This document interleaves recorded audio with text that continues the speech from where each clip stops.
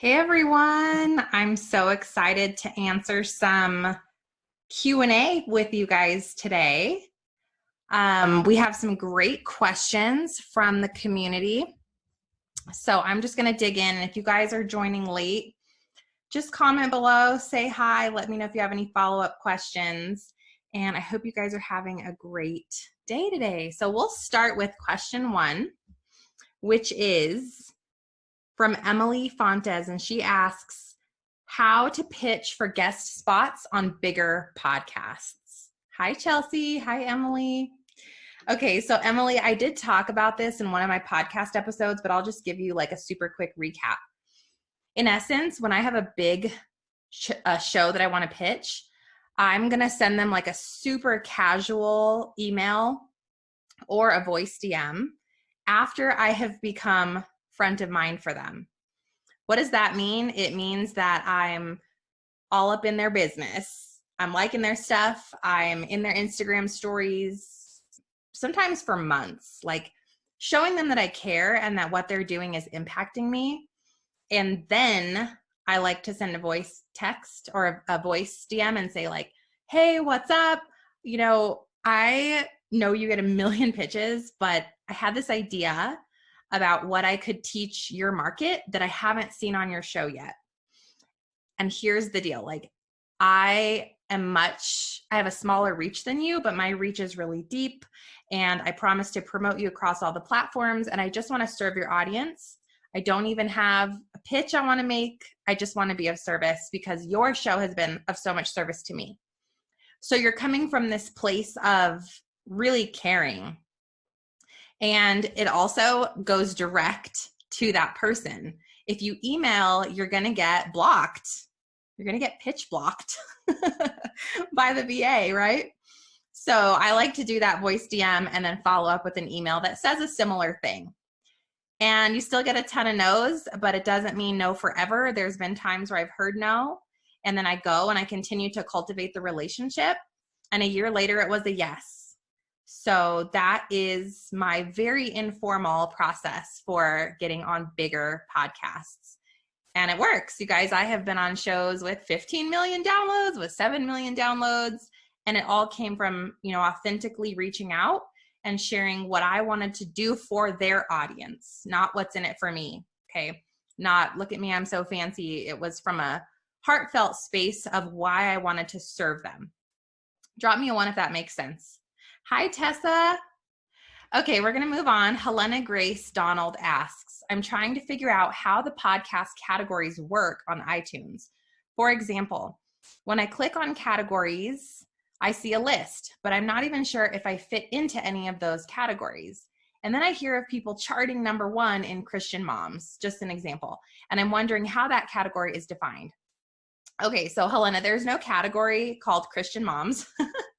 I think people you can claim that you're in a category because you're in a niche. However, when you are actually choosing a category inside of Apple, you only have so many to choose from. So you really have to think about, where would my avatar be searching? Which of these categories would they be hanging out in to look for the answers that they're seeking, or to look for the stuff that I teach? So for example, if you're teaching entrepreneurship for moms, you really have to ask yourself, should I be inside of entrepreneurship as my #1 category, or should I be inside of, let's say, parenting, because I'm talking to moms? So I want you guys to remember, it's not who the person is, it's what the person's searching for. So if I'm an entrepreneur and a mom, I'm going to be looking in the entrepreneurship space in that category. Does that make sense? Hi, Tara. Hi, Michelle. Drop me a 1 if you guys are with me and you are getting this stuff. And please, if you have any questions about podcasting, comment below, okay? Next, what you really want to think about is which category is going to maybe set you apart a little bit more so than a big category. So for example, if that Christian entrepreneurship podcast has a choice of being in just business or being in entrepreneurship as category 1, Which one would you guys choose? We would choose entrepreneurship, right? Because that's a smaller category than business in and of itself, if that makes sense. Yes, there'll be a replay, Michelle. Okay, and how do you guys find your ranking? You're going to use chartable.com. It's free. Go get registered and put in the name of your show, and the Chartable website will search for your RSS feed, and then you'll have to update it every so often to find your ranking. Now, I'll tell you, I have been ranked number 27 at my best moments, you know, and I've also been unranked. So it's very, very volatile. Don't freak out if you are not ranked, okay, right away, or if you are ranked right away and then you're not ranked, because it's all based on what's happening right now in this moment. So if you're not getting a ton of downloads and reviews at that moment, maybe it's a Sunday or something, your rankings are going to be affected. It's a moving scale. So I go in there, I check, I don't sweat it, but if I have a great ranking or rating, I'll use it for marketing. I'll say I've reached number 27 in my category, in my entrepreneurship category. It's great to market using that, okay? You're not gonna always stay at that ranking unless you really, really make it big, because it's based on so many moving variables. Does that make sense? Hi, everybody. Hi, Jacqueline. You guys drop me a 1 if all of this is making sense. If you have any new questions to add about podcasting, just comment below. I can't see any comments coming through. So comment so that I can see that it's working. If not, I'm going to have to log in on my computer and check your comments. Okay, let's move on to the next question. Hi, Sherry. Yeah, I literally don't see any comments. I don't know why. Jacqueline gave me 1. Okay, we're good. You guys are just being quiet. That's okay too. All right, let's move on. So Kate Reuter asks, is there a way to get a notification when you get a new review or rating? In iTunes, I do not believe so. Somebody else may have a different answer for that, but as far as I know, there's no way to get an alert. Hi, Michelle. All right, next question was from Liz Hammonds. I just read somewhere that you have up to 8 weeks from your launch date to try and make new and noteworthy. Is there any truth to that?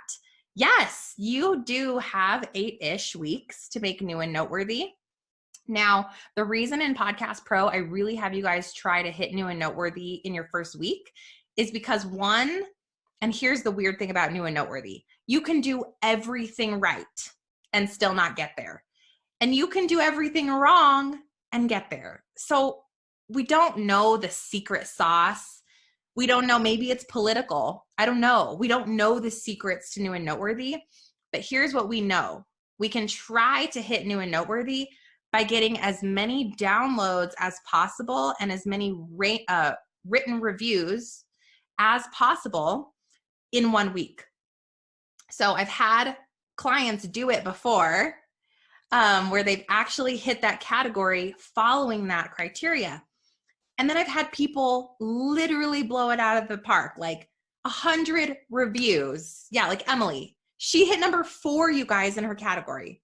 Like 50 reviews, and she didn't hit new and noteworthy. So there's just no logic to how they choose people. All you can do is your best, and it is what it is. So I really wouldn't put a lot of weight in, oh, I didn't hit it. Look, so many people don't hit it. People that do incredible. Really what you want to focus on, ladies, is traction in reviews. Because when I go and I look at someone's show, I'm immediately checking out reviews. How many reviews do they have and what do those reviews look like before I even consider them as a guest? Before someone considers me, they're looking at my show going, how many reviews does she have? What do those reviews look like? They're reading any negative feedback. So because we can't see other people's downloads, we can really only go by reviews. So that's why I have you guys focus so heavily on your reviews in that first week. But yeah, Liz, you do have roughly 8 weeks. But again, it's a secret as to how do you really get on there? And you'll see, like, people have done studies. There's so many blogs on this, and someone will get in there that has 6 reviews, you know, and like 5 downloads, and they get featured. So, all right, let's move on. Next question. If you guys have any other questions, please comment below, because I only have one more question to answer here. And then if you have any to answer, please comment them below. Anything to do with podcasting or in that space.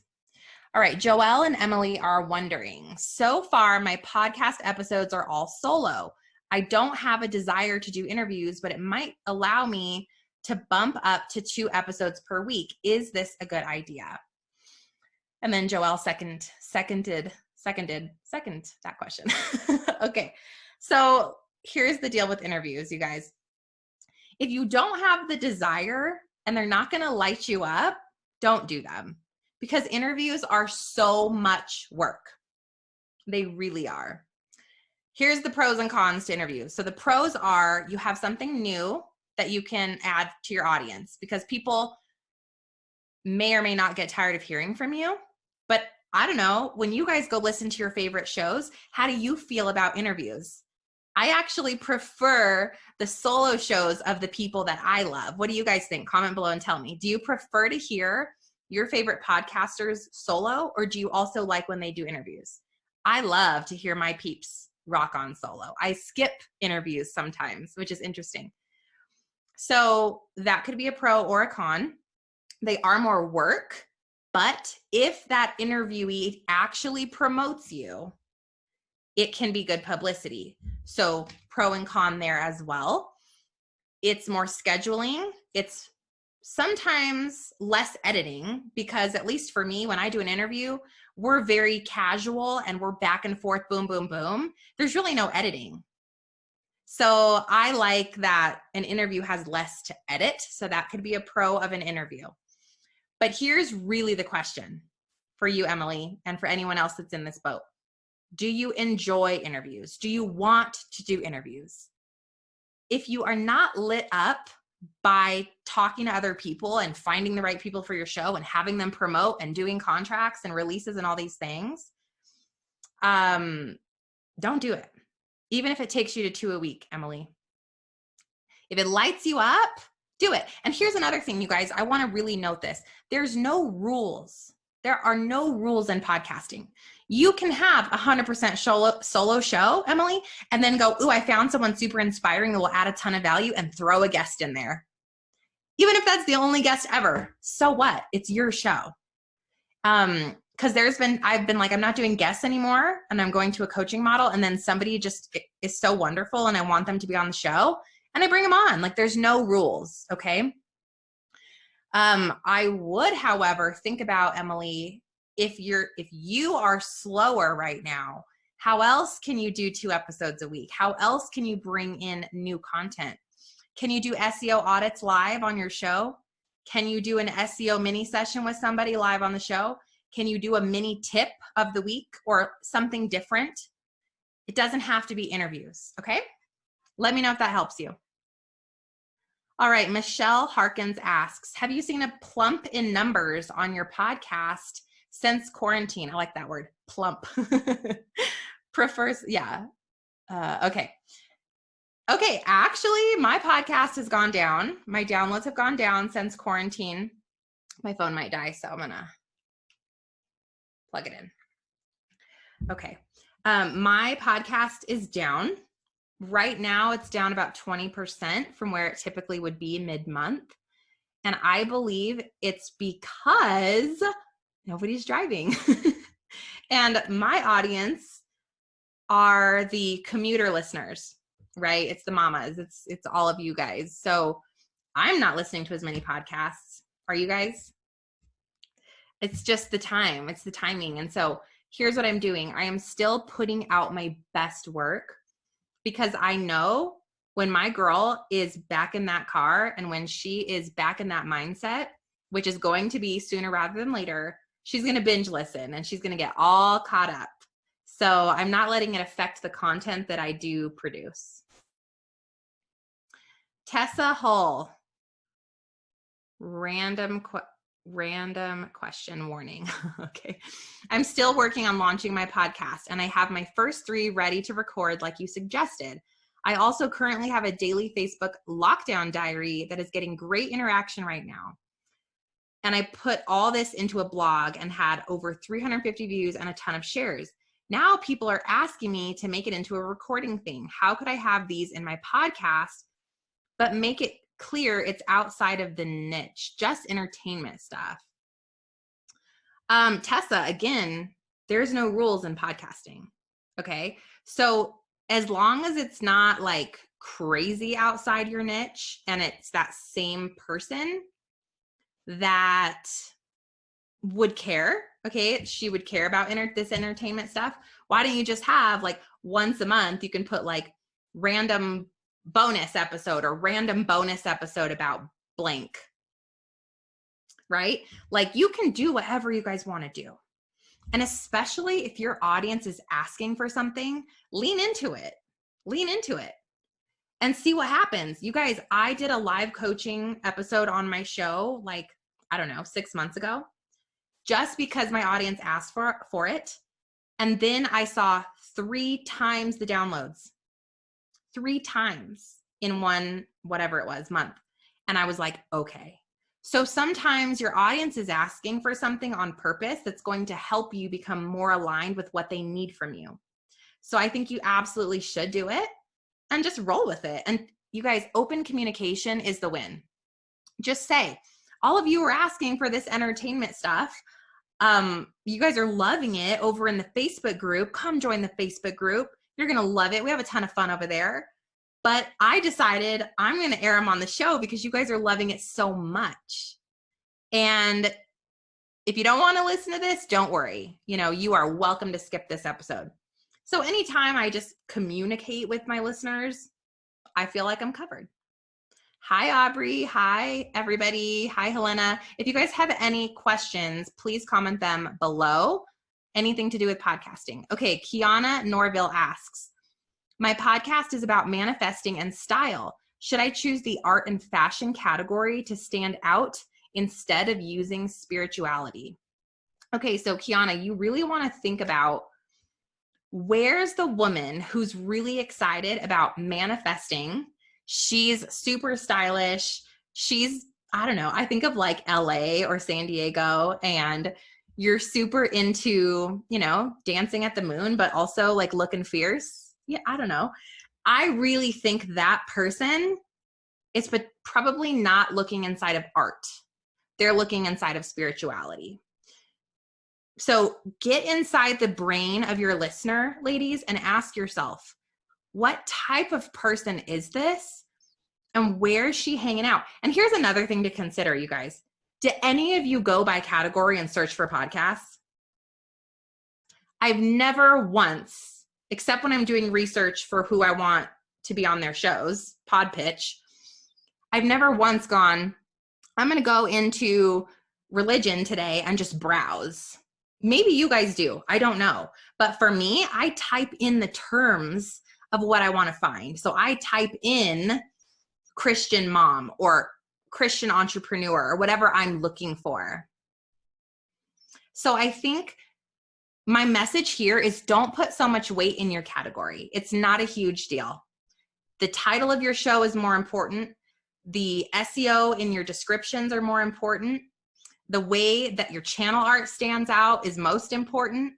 Don't worry about your category so much. Here's another thing, you can change it.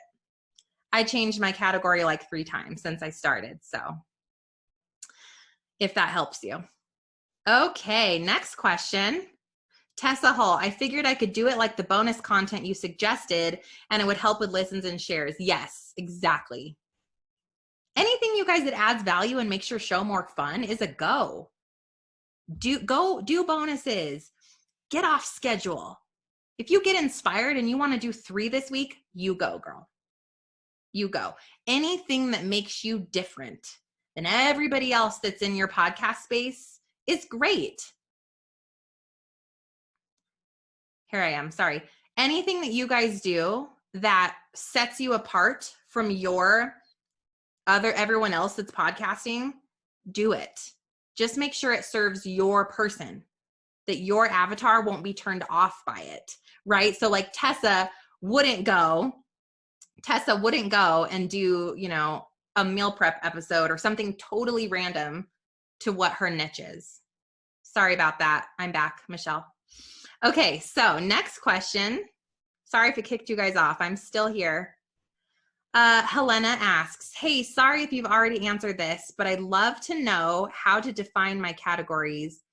Okay, I did answer that up above. I did answer that one. So you'll want to check out the replay. Hi, Susie. Okay, so do you guys have any other questions for me about podcasting, about what's going on right now and how to navigate that space? You know, while you guys are thinking of any lingering questions, I just want you to know that while it depends on your niche if your numbers are down or not, but again, that literally has nothing to do with you and everything to do with the new norm. People are not in their cars as much, and people also, like, I'm just not consuming right now as much as I normally would. I'm like actually reading books and doing more with my family and my kids, and that's okay with me. But here's what I want you to know. When I get back in that car, you better be sure my favorite 3 shows, like I'm just going to binge listen to everything they've put out, and I'm going to be in massive consumption mode. So don't let it affect your quality of work and your focus right now. Okay, Jacqueline asks, would you say this is a bad time to launch? Definitely not. I think this is such a great time to launch, Jacqueline, because when else can you get in there and start serving her when she needs you the most? Your download numbers may be a little bit down, but not necessarily because you're doing a whole launch strategy. You're creating the list. You're asking everybody to come in and review for you. Like you're running the launch, and every single person that knows and likes and trusts you is going to go support your launch. So that's not going to change anything. And why not start serving and setting yourself up as an expert in your space? Because come August, September, whenever that is, that magical month will be, people will be ready. They're going to be so ready. They're going to be like, I need to, you know, get productive, get systems, do the meal prepping, do the planning, do the manifesting, do the whatever, get back into prayer journaling. Like, we're going to be ready. I think so. Like, I think we're going to be bubbling over with pent up excitement for our businesses again. And so if you are already positioned, it's a win. So don't ever wait. Don't ever wait to start serving, you guys. And what is your show here for? To serve. Yeah, Michelle says they're going to be ready to travel. Heck yes, sister.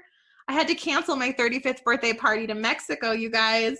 Oh, you better believe that's going to happen. So people will be ready.